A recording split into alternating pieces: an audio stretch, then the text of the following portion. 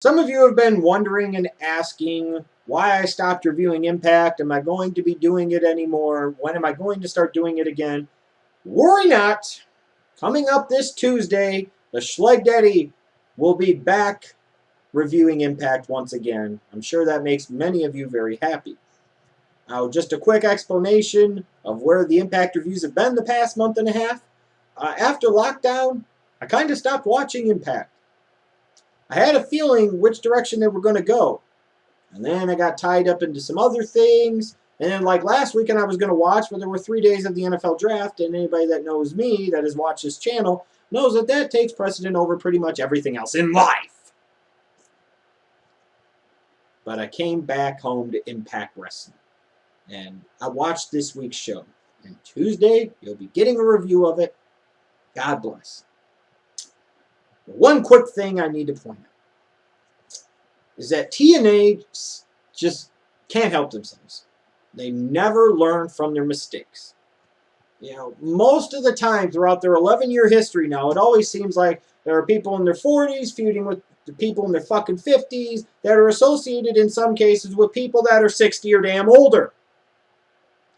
And when I look at the TNA world title scene now, some of the names may change, but the bullshit is pretty much the same. And it seems to be TNA gets stuck in this trap every time they do some type of damn faction. Instead of getting new faces on TV, instead of building new stars, they end up finding a way to screw the pooch like they always do and focusing on the old fucks that are losing their relevance, and the return you get from featuring them is diminishing by the day, and all you're doing is punting the ball down the road and still not building anybody up. You're still not creating that next generation of stars, or in TNA's case, any generation of stars that are younger that can actually take the ball and run with TNA's product and get their ratings consistently back up above a 1 point damn O every week. That's what I don't get. You featured these old fucks for 11 years now, and you've never broken a certain glass ceiling. And you're still doing it. And it's not exactly been a rating success. So why in the blue hell continue to do it? I'll be talking about this more on my Impact review Tuesday, so make sure you check that out. TNA. It's good to be watching again. John Cena's injured. Now, I don't know if this is storyline-wise or exactly the extent of John Cena's injury, but WWE, this was the perfect point. You could have given us a break from John Cena. Cena needs a break. He's been going strong for 4 years. WWE needs a break from John Cena. Let's be honest. And us as fans, yeah, we're tired of John Cena. You got another perfect chance coming up. Extreme Rules. Ryback versus John Cena. Have Ryback go out there, destroy the ever-loving piss out of John Cena. Gets the belt. Ryback becomes a huge star. For the next 3 months, you have Cena leave, so everybody gets a break, including Cena. And you build Ryback up to this monster. Then SummerSlam's coming. You have a big match on your hands. The returning John Cena versus the monster WWE champion, Ryback, who's now a star. Who now, you go into that match and you're like, will Cena be able to beat him this time? Because Ryback beat the holy piss out of him last time. You don't know. So you build intrigue into the match. I don't know why this is that hard to understand that, yeah, we need a break from John Cena, and you're building a new guy into a star. You gave CM Punk some time off.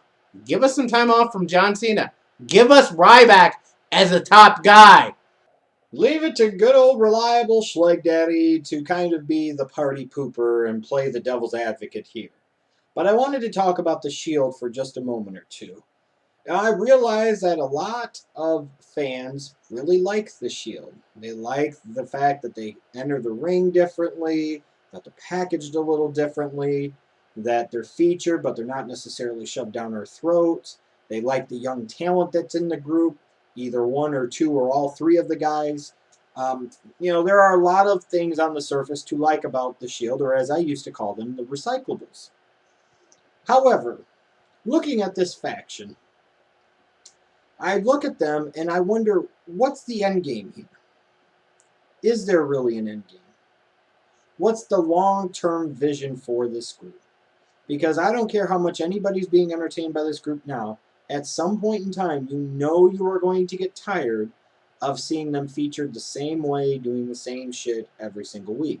We haven't reached that point yet, but we know that eventually that is going to happen, whether you would like to admit it at this time or not. If they're just coming out from the crowd every week and attacking somebody or not attacking somebody, that's going to get old. And you know deep down that it's going to. Come on, we bitch about John Cena being featured the same way. We bitch about this. In the community, we just tend to bitch about everything. Sometimes it seems like.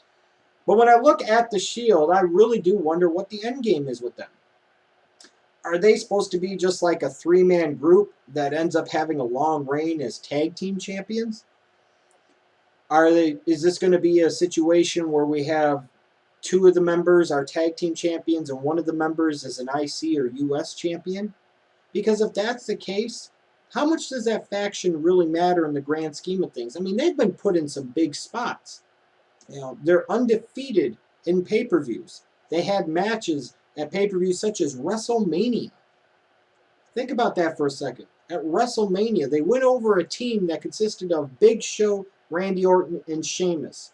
That's no small feat. 3 main event type guys, 3 former world champions. But when you look at the Shield right now, you might like the talents in that group, but can you really honestly envision at any point in time in 2013 any of those 3 members really getting a main event push? The closest person that probably would maybe would be Ambrose, but I don't see him getting a main event push in 2013. He is a singles guy. I could be mistaken, but I don't envision it at this point is what I'm trying to say. And if that's the case, how much does this faction really matter? How much television time should you really devote to it? Because to me, if you're going to devote that much television time and you're going to send them at people like Ryback and Cena and associate them directly or indirectly with CM Punk, you're going to send them at Randy Orton, Big Show, Sheamus. At some point in time, one of those guys, or more than one of those guys, is going to have to break off and have a main event type singles match, possibly for a World Heavyweight Championship or a WWE Championship. That's how that faction justifies the television time. That's how that faction earns major legitimacy. But I don't really envision that happening at this point. I just really wonder if this was a group, they said 3 guys, that 2 of them they thought for sure was ready, and the third one in Roman Reigns, they thought they could hide some of his shortcomings for the time being and put him with the group, he'd be just fine. And they threw him together and they're like, we'll see where we go with this. That's what I kind of think happened here.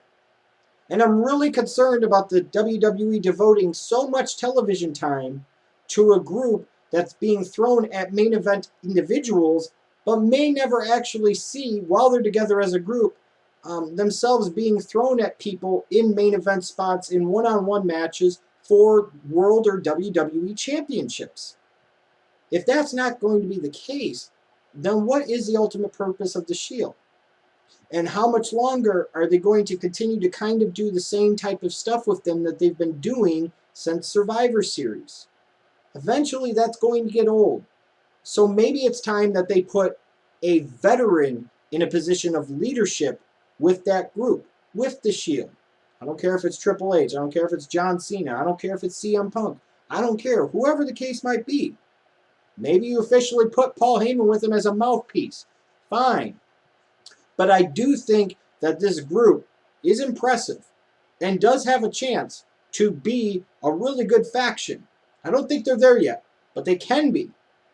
But in order for them to do that, they're going to have to get that 4th member. And that 4th member is going to have to be a big-time player that adds main event legitimacy to this group. That's just the way I feel about it. But when you look at the great factions throughout history, they weren't under and mid-card factions. The greatest factions of all times had people at every level of the card, including and most especially the main event, the World Championship scene. And that's something that this group right now, frankly, lacks. Time to bring it home. The wrap-up. I get what you're saying about TNA. I mean, we bitch about WWE featuring, like, the same older guys. But let's be honest. Triple H, The Rock, Undertaker. We don't see them every week. It's not like oh, the storyline for this week is built around these guys, and it's carrying on for months at a time. Guys that are well past their prime, but Yeah, it's in spots. It's not every single week. That's the main storyline. It's all revolving around them. It's all focusing on them. even though maybe Triple H did a couple weeks. The Rock was world champion, but that was only for a couple months. Like you said, it was in spots. There was segments. It was a Band-Aid over a bullet hole, but it wasn't them, trying to sit there and build every single thing around them. Exactly. There were other storylines still going on. Yeah, and as far as John Cena, I agree. I think John Cena needs the time off for himself, both physically and mentally. He's been running strong for over 4 years now. The company needs a break from him because they need to focus on some other people, maybe build them up a little bit, because part of the thing with making John Cena better is making his opponents better and making other people better, which in turn makes him better. Sometimes you're only as good as your dance partner. And I fully agree. What better way to make Ryback your last chance, your last real chance to make him a huge fucking star, have him destroy Cena. Cena goes for 3 months. You get the big blow-off match, return match at SummerSlam. It's got a lot of appeal to it. Plus, I'm sorry, the WWE needs to test the waters of what's going to happen when Cena isn't here. Yeah. Because eventually it's going to be an issue. It is. They're going to have to do it at some point. What about the Shield? As a faction, yeah, they're good, but I think, the steam's kind of running out. They either need to break them apart as individual guys, or they need to add more people to the faction to get me more interested. Do you have questions about the point that I brought up about them needing a main event player? They do, but see that I see Ambrose as a guy who is strong, but I don't think he's ready for that main event yet. So if you build the faction a little bit more, then you get some other guys in there. You have the possibility for a guy that could be a main eventer, or you have time to build Ambrose up so that he's ready to take on that main event role. Perhaps. So let us know what you think about these different topics in the comments down below. We'll see you for the Raw review. Gonna be fun. Oh, yeah.